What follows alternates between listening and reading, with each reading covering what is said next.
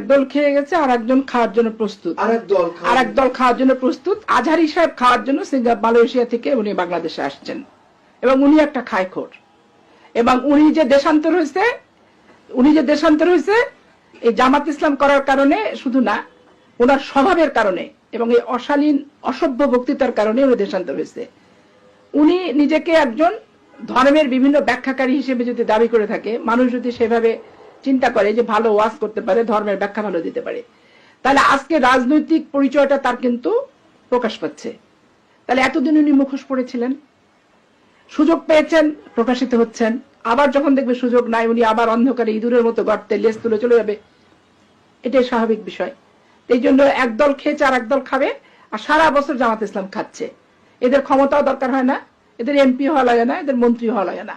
ওই ধর্মের বার্তা নিয়ে নিয়ে প্রত্যেকটা মা বোনের কাছে যায়, অসহায় নিরীহ ধর্মভীরু মহিলাদের কাছে যে ওই চাঁদার আদায় করে নিচ্ছে, উন্না বিছায় বিছায়, মুরগির ডিম থেকে শুরু করে গরু ছাগল হাঁস মুরগি গরুর দুধ থেকে শুরু করে পয়সা থেকে শুরু করে সমস্ত কিছু করছে। তারা তো সারা বছর খেয়ে থাকে।